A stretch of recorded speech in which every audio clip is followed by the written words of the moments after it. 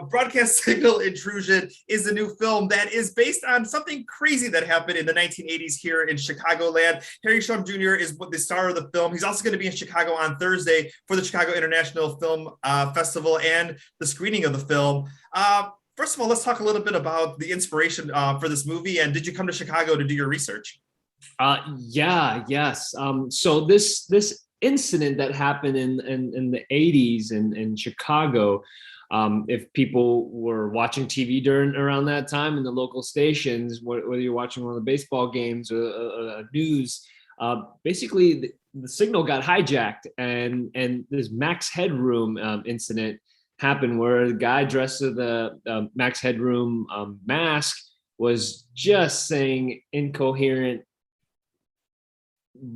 audio, jarring, like random things coming out, and then for 30 or 40 seconds and it went away. And from this day, they still haven't solved who did it, why they did it. FCC got involved. It was a big deal. So, this movie is inspired by that. It's based in the late 90s. And I play a video archivist that basically sees this type of sinister pirate broadcast and becomes completely obsessed in trying to uncover this conspiracy behind this.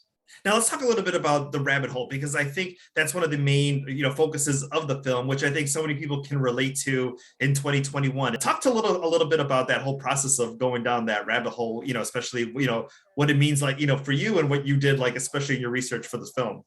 There's a combination of things that happen, what I've learned, of just the human side of just curiosity, of just trying to find, like, oh, I'm curious about this thing, and then when you don't find the answer, it's like, well, let me look over here a little further. And that's what this rabbit hole is, because things will unearth and you'll have some bad actors in that sense of like trying to steer you towards the wrong way.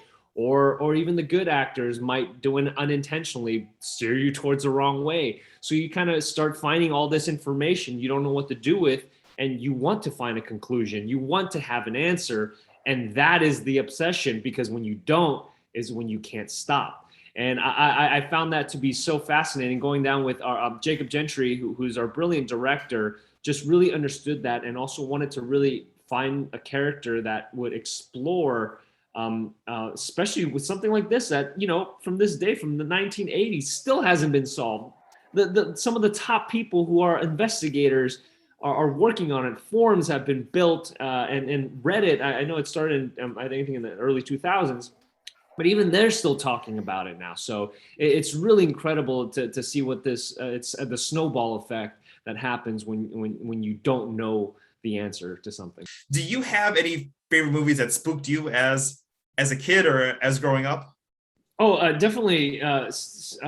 Pet Sematary was just, I think I also got bitten by a dog, before I watched that movie. So it was like this reality that happened. Obviously, like you can't bring them back from the dead, but the whole idea of that just really spooked me out. And I was afraid of dogs and just cats in general, like for a long time before I kind of got over it and then finally owned a dog and stuff. But yeah, that movie really, really creeped me out for the longest time.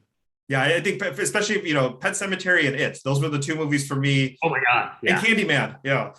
Oh yeah. You're like, oh, Candyman. Even if you don't see the title, you just hear the title. You're like, yeah. As a kid, I want to watch Candyman. You're like, no, you don't. No.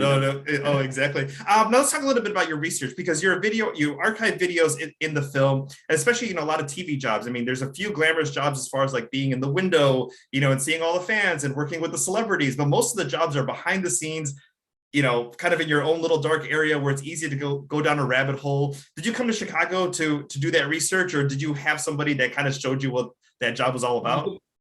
Well, what's interesting is, this movie was, a lot of it was also inspired by like the Conversation, which, and Blow Out and Blow Up, and kind of the tools that are needed to whether you're making art or you're archiving art, or you're working with your hands, and there's like a visual side to it as well.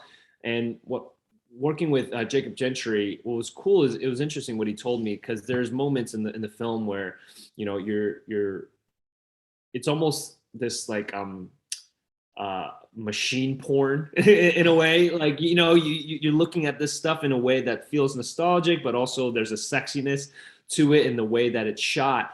And it's interesting how like choreography started playing into it of you know, I didn't know what every button did, but someone who kind of like grew up with VHS and the feeling of tape and the feeling of kind of putting it into a device and that's the only way it would play it was really nostalgic for me. But MPI and Queensberry Pictures, the company that produced this, they also had this facility where they put they stored a lot of their film, you know, old films that they've had or old films that they bought into and archived. So I kind of got to really be in that space and play into it. But also what was interesting about the psychologically kind of a video archivist is it's a lonely job and they're sitting there just looking at the past for hours on end. So it was also like someone who's going through grief is just looking at the past over and over again instead of living in the now or kind of looking forward to their future. It was really fascinating to kind of see the correlation between the two.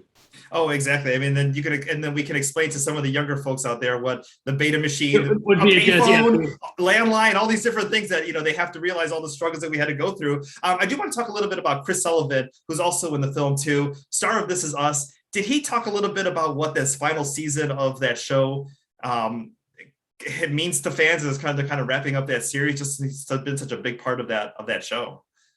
Yeah, I think you know, he was, you know, Chris Sullivan, he came in and he was just the character. He was the character in the movie. He embodied the character. He was really, so there was like very little time to talk about anything else because you know, he came in just fully committed to it. But the moments that we did talk about it, it was just cool to see him. You know, he came from This Is Us to immediately kind of to shooting this thing and then going back to the show. So it just proves how talented he is. But also, you know, I think with him, I think he got nominated for an Emmy recently too, and the success of the show. I hope that, you know, this film also shows a different side of him. People got to enjoy, you know, the lovable character that he is, and now get to be a little freaked out by him playing the freaker in this character. Oh, exactly. Well, I love being freaked out. I love this movie. After Dark,